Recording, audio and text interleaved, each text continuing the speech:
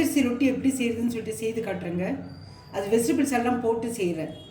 அரிசி ரொட்டிக்கு பச்சரிசி மாவு கொஞ்சம் எடுத்து வச்சுருக்கேன் நான். தேங்காய் துருவல் கொஞ்சம் எடுத்து வச்சுருக்கேன் நான், ஒரு 2 ஸ்பூனு. குக்கும்பர் பாருங்கள், தோல் சீவி வச்சுருக்கு. நூல்கோல் 2 நூல்கோல் போடுறேங்க. எல்லா காய்கறியும் போட்டு அரிசி ரொட்டி எப்படி செய்கிறதுன்னு சொல்லிட்டு செய்கிறேங்க நான். 2 முள்ளங்கி தோல் சீவி வச்சுருக்கேன். கேரட் ஒரு பாதி தோல் சீவி வச்சுருக்கேன் நான் பாருங்கள். பாதி கேரட்டு, 2 பச்சை மிளகாய், 1 வெங்காயம்.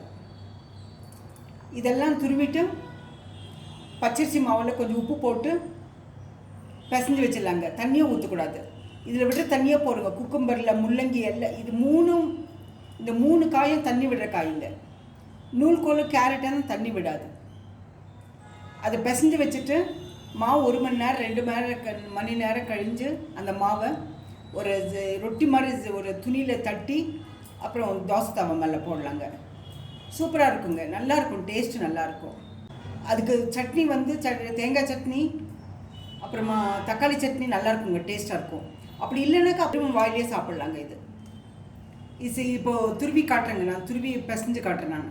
இப்போ பாருங்கள், குக்கும்பரு, நூல்கோல், முள்ளங்கி, மிளகாய், கேரட்டு எல்லாமே துருவி வச்சுருக்கு.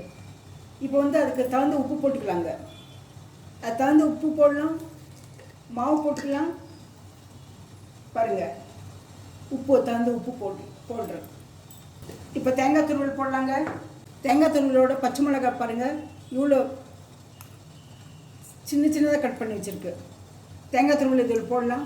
வெங்காயம் போடலாம். வெங்காயம் பாருங்கள், சன்னமாக கட் பண்ணி வச்சுருக்கேன் நான், 1 வெங்காயம், அதையும் போடலாம்.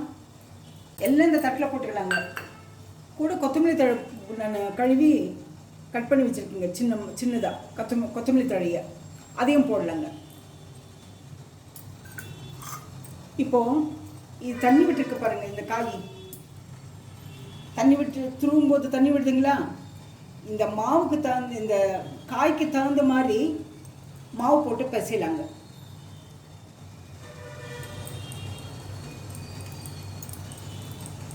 இதை போட்டு பிசைஞ்சு நம்ம ஃப்ரிட்ஜில் வச்சுட்டாக்கா எப்போ வேணாலும் சேர்த்துக்கலாங்க. ஒரு 4-5 நாளைக்கு வச்சுக்கலாம், அதிகமாக வச்சுக்க முடியாது. இந்த அரிசி மாவுக்கு தகுந்த மாதிரி உப்பு போட்டுக்கலாம் பாருங்கள். இப்போ போட்டு பிசைஞ்சு வச்சுக்கலாங்க. பிசைஞ்சு இப்படி பிசையணுங்க பாருங்கள். இந்த மாதிரி பிசைஞ்சு வச்சிடலாங்க. தேவையான மாவு போட்டிருக்கேன். இது ஒரு வாரத்துக்கு வரும் எங்களுக்கு. பார்த்தீங்களா, இது ஒரு 10 பேர் சாப்பிட்லாம். இதை தட்டி போட்டு இது செய்து காட்டுங்க. ஒரு 2 மணி நேரம் ஊறட்டுங்க. இது மூடி வச்சிடலாம். மூடி வச்சுட்டு அப்புறமா எடுத்து தட்டி தோசைக்கல் மேலே போட்டு காட்டுறேன் உங்களுக்கு. இப்போ அரிசி ரொட்டி மாவு வந்து ஒரு 2-3 மணி நேரம் ஊற போட்டிருக்குங்க. இப்போ எடுத்து தட்டி காட்டுறேன் நான். இப்போ பாருங்கள், சின்ன உருண்டை எடுத்திருக்கேன் நான். இது இட்லி துணிங்க. இட்லி துணி நினச்சி அதை தட்டிடலாங்க. ஒரு தோசைக்கல் வச்சுருக்கேன் நான் அடுப்பில். இது சன்னமாக தட்டி சின்னதாக போட்டு எடுத்துட்டாக்க நல்லா இருக்குங்க. கொஞ்சமாக எண்ணெய் ஊற்றினா போருங்க இதுக்கு. அப்படியே கூட சாப்பிட்லாம், இல்லை தக்காளி சட்னி, தேங்காய் சட்னி எது வேணாலும் வச்சு சாப்பிடுங்க. உங்களுக்கு தட்டி மட்டும் காட்டுறேன் நான். திக்க தட்டாதீங்க, மெலிசாக தட்டிடுங்க. ஒரு பெரிய உருண்டை எடுத்துக்குங்க. எல்லா காய்கறியும் இருக்குங்க. குழந்தைங்க காய்கறி சாப்பிட்லனாக்கா இது செய்து கொடுத்துருங்க. அது எந்த நேரத்தில் வேணாலும் கொடுக்கலாங்க. காலையில் கொடுக்கலாம், பாக்ஸு கட்டலாம், சாஃப்டாக இருக்கும். சாயந்தரம் ஸ்கூல்லேருந்து வரும்போது கொடுக்கலாம், இல்லை நைட்டு கொடுக்கலாம். இப்போ ஒரு தோசைக்கல் வச்சுருக்கேன் பாருங்கள், தட்டிட்டுங்க பாருங்கள். இப்போ தோசைக்கல் வச்சுருக்கேன். சும்மா சின்ன ஸ்பூனில் ஒரு எண்ணெய் ஊற்றுறேன்.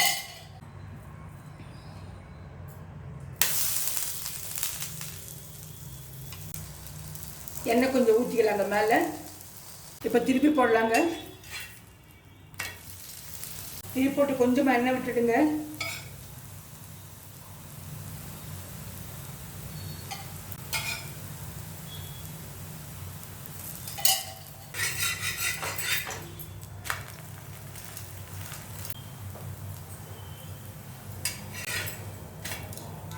ஃப்ளேம் மீடியம் ஃப்ளேமில் வச்சு இது செய்துங்க, அப்போ தான் சரியாக வரும்.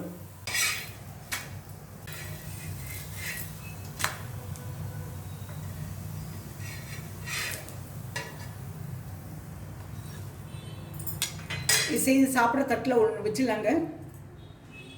சுடு சுடு செய்து சாப்பிட்டா நல்லா இருக்குங்க, டேஸ்ட்டாக இருக்கும். எதுவுமே சூடாக சாப்பிட்டா நல்லாயிருக்கும். ஆரி பண்ணாலும் நல்லா இருக்குங்க. பட் ப்ராக்டிஸ் எப்படி இருக்கோ அப்படி செய்து சாப்பிடுங்க. மறுபடியும் உருண்டை எடுத்துக்கிறேன் பாருங்கள். பெரிய உருண்டை எடுத்துக்கிறேன் நான். இந்த மாதிரி பெருசாக தட்டிக்கலாங்க, சன்னமாக தட்டிக்கலாம். சின்னது இருந்தாலும் சரி, பெருசாக இருந்தாலும் சரிங்க. நம்ம உருண்டை எந்த அளவுக்கு எடுத்துக்கிறோமோ அந்த அளவுக்கு தட்டிக்கலாம். மெலிசாக தட்டினா நல்லாயிருக்கும், டேஸ்ட்டாக இருக்கும். தோசைக்கல்லில் ஒரு ஸ்பூன் எண்ணெய், சின்ன ஸ்பூனில் எண்ணெய் ஊற்றுறேன். இந்த துணியை அப்படியே போட்டு எடுத்துலாங்க.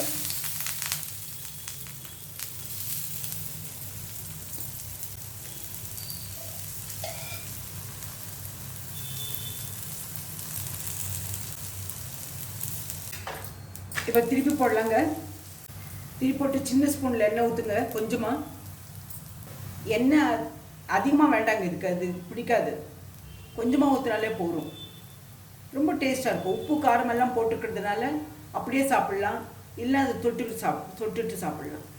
காரத்துக்கு பச்சை மிளகாய் சன்னமாக கட் பண்ணி வச்சுருக்கேன் பாருங்கள், அன்றைக்கி போட்டிருக்கேன். இது நிறைய மாவு கலக்கி வச்சுட்டு நீங்கள் வேணா கூட ஃப்ரிட்ஜில் வச்சுக்கலாங்க. ஃப்ரிட்ஜில் வச்சுட்டு எப்போ தேவையோ அப்போ செஞ்சுக்கலாம். அது ஒரு வாரத்துக்கு மேலே தாங்காதுங்க. ஃப்ரிட்ஜில் வச்சாலும் தாங்காது.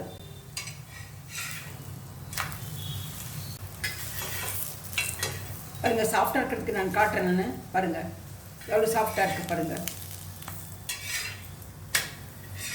பாருங்கள் இந்த அளவுக்கு சாஃப்டாக இருக்குது பாருங்கள். பார்த்தீங்களா? நல்லா பாருங்கள், ரெண்டு பக்கத்தில் இதே மாதிரி செய்து வச்சுக்கோங்க. குழந்தைங்களுக்கு கொடுக்கலாம், பெரியவங்களுக்கு கொடுக்கலாம். யார் எந்த வயசு வேணாலும் வயசு வித்தியாசம் இல்லாமல் சாப்பிட்லாங்க. இது ஆரோக்கியமாக இருக்கும், எல்லா காய்கறி இருக்கிறதுனால. இந்த ரெசிபி ரொம்ப டேஸ்ட்டாக இருக்குங்க. இந்த ரெசிபி பிடிச்சிருந்தா லைக் பண்ணுங்கள், ஷேர் பண்ணுங்கள், சப்ஸ்கிரைப் பண்ணுங்கள். மறக்காமல் பெல் பட்டன் ப்ரெஸ் பண்ணுங்கள்.